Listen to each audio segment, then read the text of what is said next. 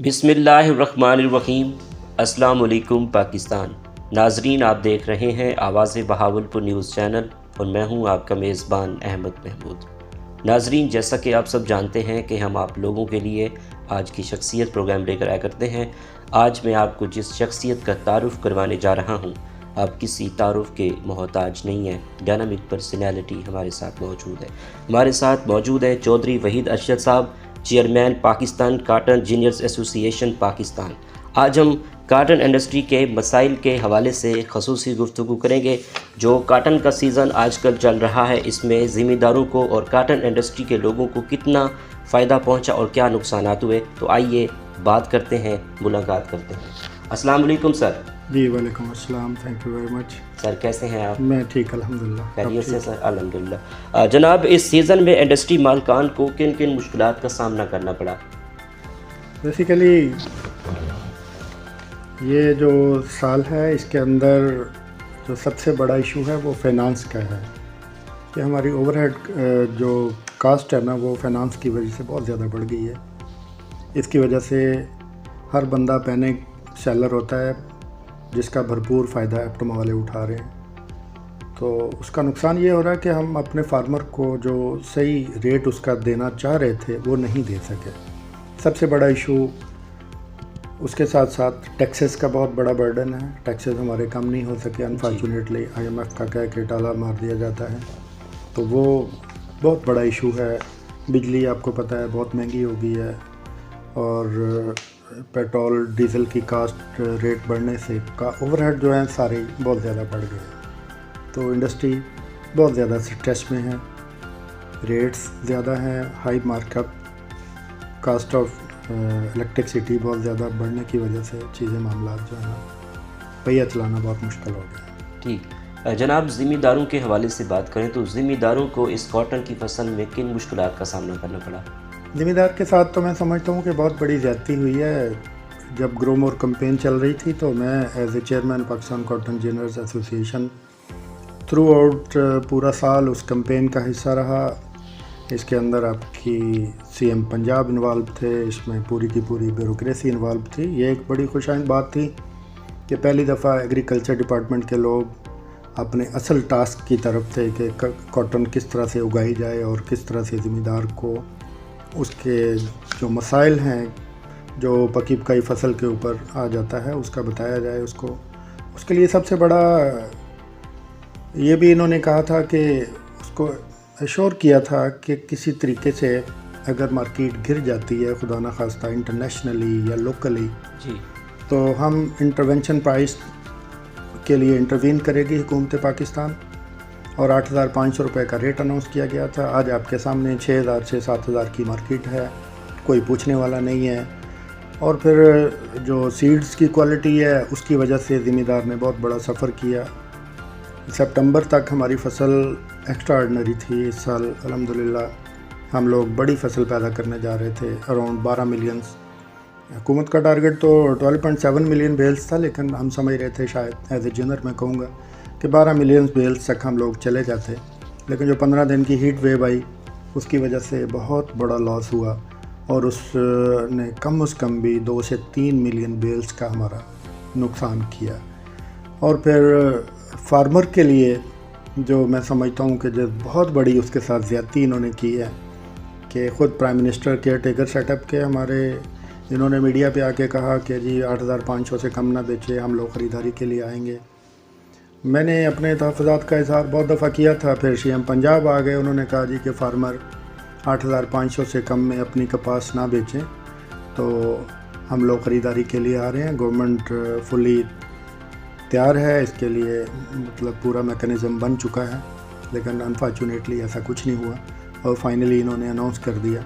अभी तक आपको पता है कि स्टैंडिंग क्रॉप तो बज़ाहिर आपको नज़र नहीं आ रही, लेकिन ज़िम्मेदार के घर में फसल मौजूद है, और वो फसल काफ़ी देर तक होल्ड करता है। जितनी जिसकी होल्डिंग कैपेसिटी है वो उसी हिसाब से उसको होल्ड करेगा, अपनी ज़रूरत की बेचता है।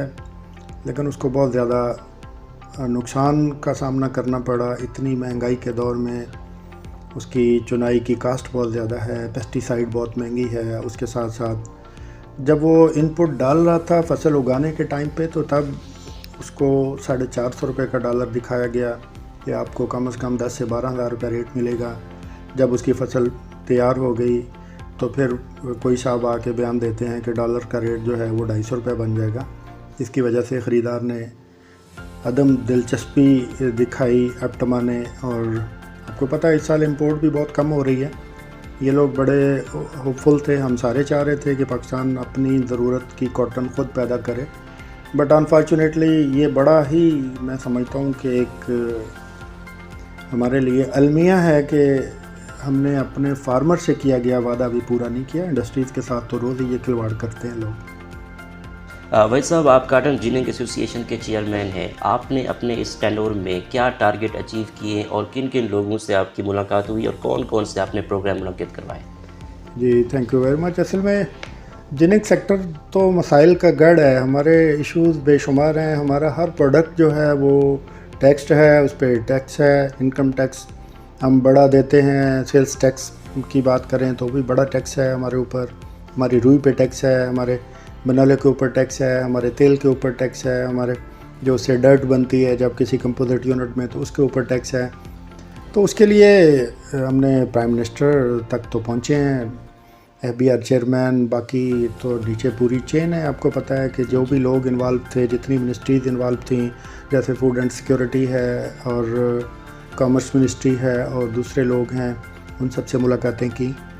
तो वहाँ से तो कोई रिलीफ़ ना मिला, लेकिन अपने तौर पे यहाँ पे RTOs को, जितने हमारे रीजनल टैक्स ऑफिसेज हैं जिसके अंदर कॉटन फैक्ट्रीज़ आती हैं, तो उसमें हमने सारे चीफ़ कमिश्नर्स को रिक्वेस्ट करके एक ही जगह पे मुल्तान ऑफिस में उनके बुलाया, वहाँ पे बातचीत की उनके साथ, उनको अपने गुजारिशात पेश की, तो काफ़ी बड़ा रिलीफ़ हमें मिल गया था टैक्स की मद में। अब दूसरा बड़ा इशू था हमारा नेपरा से रिगार्डिंग के वापडा ने फ़िक्स चार्जेस जो आयद कर दिए, हम बिजली इस्तेमाल करें या ना करें, सेंक्शन लोड के ऊपर एक बड़ा फ़िक्स चार्जेस उन्होंने लगा दिया था। उसके लिए नेपरा चेयरमैन से मुलाकातें की, जाके वहाँ पे रेड पिटीशन में गए, वो अभी तक चल रही है हमारी, लेकिन उसमें भी उन्होंने एक रिलीफ़ हमें ये दे दिया था कि शायद वो फ़िक्स चार्जेस तो वेव ना कर सके, लेकिन उन्होंने कहा जी कि जो भी आप ज़रूरत तक अपनी बिजली इस्तेमाल करें उस पर फ़िक्स चार्जेस दें, बाद में अगर आप लोग बिजली ज़रूरत नहीं है तो आप लोग उसको डिस्कनेक्ट करवा देंगे तो आपसे कोई चार्जेस नहीं लिए जाएंगे। ये भी एक बड़ा रिलीफ था। NHA ने राइट ऑफ वे के नाम से बड़े बड़े नोटिस जारी कर दिए, तो उसके लिए मिनिस्टर साहब से मिले, फिर उनके जो मेंबर फाइनेंस हैं उनसे मुलाकातें की जाके। उसके लिए काफ़ी दफ़ा जाना पड़ा इस्लामाबाद, सारा साल ही ट्रैवलिंग में गुजर गया। तो वहाँ से भी अल्हम्दुलिल्लाह उनको हमारी बात समझ आ गई और वो नोटिस का अजरा बंद हुआ। और उसके बाद एक्साइज़ डिपार्टमेंट ने उसी से मिलता जुलता एक टैक्स जो था वो एक्साइज़ हाईवे टैक्स के नाम से प्रोविंशियल गवर्नमेंट ने यहाँ पे शुरू कर दिया। तो फिर उनके जो रेलेवेंट मिनिस्टर हैं उसमें SM तनवीर साहब ने हमें काफ़ी सपोर्ट किया, उन्होंने भी इस मामले को हल करवाने में हमारी काफ़ी मदद की। तो काफ़ी सारी फैक्ट्रियाँ उन्होंने सील कर दी थी, उनको डीसील करवाया, उनके साथ मुलाकातें की। और सबसे बड़ा मैं समझता हूँ कि मैंने हिस्ट्री में कॉटन की पहली दफ़ा एक बड़ा इवेंट किया जिसमें कुछ 600 लोगों ने शिरकत की। CM पंजाब हमारे चीफ गेस्ट थे, उसमें साबिक़ वज़ीर आज़म यूसुफ़ रज़ा गिलानी साहब, वर्ल्ड कॉटन डे के नाम से हमने एक इवेंट किया जिसके अंदर पाकिस्तान से तमाम स्टेक होल्डर्स, उसमें स्पिनर्स, वीवर्स, उसके अंदर फार्मर्स, उसके अंदर मतलब आप जिनर्स, ब्रोकर्स, उसके अंदर फ़ॉरेन से भी लोग जो कॉटन पे काम करते हैं, जर्मन से, अमेरिका से, ICAC के जो चीफ एग्जीक्यूटिव हैं उन्होंने उसको बड़ा सराहा, क्योंकि हम लोग 1958 से हैं। तो वो एक बहुत बड़ी अचीवमेंट थी PCGA लेवल पे, पाकिस्तान में पहली दफ़ा इतना बड़ा इवेंट, और बहुत अच्छा इवेंट हम लोगों ने किया। उसके थोड़े दिनों बाद मैंने गवर्नर पंजाब को बुलाया अपने ऑफिस में, तो मियाँ बलीगुर रहमान साहब तशरीफ़ लाए। उन्होंने भी हमसे वादे किए कि ज़मींदार के कपास के रेट का मसला था, बाकी टैक्सेस की बात थी, उन्होंने इस वक्त कॉमर्स मिनिस्टर को, बाकी लोगों को भी फ़ोन भी किए और हमारे लिए उन्होंने काफ़ी सारी आसानियाँ पैदा करने की कोशिश भी की, और वो करते भी रहते हैं हमेशा। इसी तरह मैंने सोशल मीडिया को एक्टिवेट किया, सोशल मीडिया के ऊपर मैंने अपना YouTube चैनल बनाया, सोशल मीडिया कोऑर्डिनेटर हमने हायर किया, वहाँ पे मुख्तलिफ लोगों को कोशिश करते हैं कि आगाही जो है उसका काम करते रहें ताकि लोगों को फसल के बारे में, आने वाले दिनों के बारे में, इंटरनेशनल रेट्स के बारे में हमारे मेंबर्स को आगाही हो, और फार्मर्स के लिए भी जो भी अपडेट्स आती थी इनसे एग्रीकल्चर डिपार्टमेंट से, वो भी हम लोग उस पर शेयर करते रहे। इसी तरह हमने और बहुत सारे इश्यूज़ थे। पूरा साल मैंने आपको बताया कि इसी तरह गुजर गया। कोई सिंध के अंदर हमारा मसला बना कि 8,500 रुपया रेट फैक्ट्रीज़ को पाबंद करने जा रही थी सिंध गवर्नमेंट। फिर वहाँ पे हमारा उनके साथ ये काफ़ी था कि अगर गवर्नमेंट इंटरवीन नहीं करती 8,500 पे, तो उसमें हमारे ऊपर तो कोई ऐसी पाबंदी नहीं है। पर उस मामले को हल करवाने के लिए हमने काफ़ी सारा किया। टेक्सटाइल सेक्टर ने हमारे पिछले सालों के पैसे देने थे, फिर उन मालकान से जाके मुलाकातें की। वो अपने मेंबरान की कुछ 70 की मेंबर्स थे जिन्होंने मुझे लिख के भेजा कि जी एक मिल वाला है जिसने हमारे पैसे पिछले साल के नहीं दिए। फिर उस मालिक से जाके मिले, उसको रिक्वेस्ट की, तो वो उनका मसला हल करवाया। इसी तरह क्वालिटी इश्यूज़ हैं और दूसरे रोले हैं। ब्रोकर्स के साथ मिल के हमने कोशिश की कि रजिस्टर्ड ब्रोकर्स के साथ काम किया जाए, और क्वालिटी की इम्प्रूव के लिए हमने कोशिश की। मिनिस्टर लेवल पे मिनिस्टर साहब से रिक्वेस्ट की कि जी हमें अच्छी क्वालिटी की रुई हम देते हैं, आप ख़रीदार बने, और ग्रेडिंग सिस्टम को बहाल किया जाए। इसी तरह बहुत सारे अभी टारगेट्स हैं जो हम इंशाल्लाह नेक्स्ट ईयर, जो मेरा बड़ा टारगेट है वो मैं चाहूँगा कि हम लोग जिनिंग लेवल पे अपनी रुई को एक्सपोर्ट करें, और उसके लिए हमने काविशें शुरू की हैं, और इंशाल्लाह अल्लाह से दुआ गो भी हैं कि ये एक नेशनल काज है। बेसिकली मैं चाहता हूँ कि हमारे फार्मर को उसका सही मुआवजा उसकी कपास का मिलना चाहिए। जी जनाब, अल्लाह पाक आपको कामयाब। Thank you so much. जनाब, आने वाले दौर में आप काटन जिनिंग इंडस्ट्री को किस तरह देखते हैं? क्या मुस्तकबिल है? मुस्तकबिल तो हमारा फसल के साथ ही होता है। अगर हम बड़ी फसल उगाने में कामयाब हो जाएंगे तो जिनिंग इंडस्ट्री इंशाल्लाह चलती रहेगी। अभी देखें 1200 जिनिंग फैक्ट्रीज़ में से आज 600 बची हैं। 600 में से भी 400 फैक्ट्री जो ऑपरेशनल हैं, बाकी बंद कर गए हैं। तो उम्मीद है कि पैटर्न चेंज करना पड़ेगा। फार्मर को हम अर्ली सोइंग पे ला रहे हैं, उसके लिए तजावीज़ दी हैं। तो उनके साथ साथ बहुत सारे मतलब इस तरह के इश्यूज़ हैं जो हम इंशाल्लाह करके, मेरी ख्वाहिश है कि अगर मैं इसमें कामयाब हो गया तो हम लोग अपनी रुई को जिनर्स के लेवल पे एक्सपोर्ट करेंगे खुद, ताकि सेकंड बायर को लाया जा सके और अपनी इंडस्ट्री के मसाइल कम किए जा सकें। क्योंकि हमारा सबसे बड़ा इशू जो है वो है इसी वजह से है कि हम लोग एक ही बायर के रहमो करम पे हैं, जब उसका दिल करता है ख़रीदारी करता है। और अनफॉर्चुनेटली ये लोग अपनी इनफरादी सोच के साथ कारोबार करते हैं। मैं बड़ी ही माजरत के साथ ये बात हर फोरम पे कहता हूँ कि नेशनलिज़म होनी चाहिए, कौमी सोच के साथ किसान को बचाना चाहिए। हमारी ज़राअत ज़िंदा है तो हमारा मुल्क खुशहाल होगा, अदरवाइज़ हमारे पास कोई इतनी बड़ी इंडस्ट्री इस तरह का कोई सेटअप तो नहीं है। ठीक, हुकूमत को क्या इक़दाम करने चाहिए इंडस्ट्री को सर्वाइवर करने के लिए? हुकूमत सतह पे यही है ना जी कि इसके ऊपर टैक्सेस का बर्डन कम किया जाए। टैक्सेस का बर्डन अल्टीमेटली यही होगा ना जी कि जब टैक्स का बर्डन कम होता है तो उसको पास ऑन हो जाएगा, ज़िम्मेदार को चला जाएगा वो पैसा। आज टैक्स चोरी हो जाता है, जो चोरी है वो रुक जाएगी। मिनिमम टैक्स किया जाए। बिजली के रेट्स जो हैं, जिस तरह से कहा जाता है, जो रेट अपटमा को दिए जाते हैं वही एक्सपोर्ट ओरिएंटेड इंडस्ट्रीज़ को जो रेट दिया जाता है वही हमें भी दिया जाए, उसी का पार्ट बनाया जाए।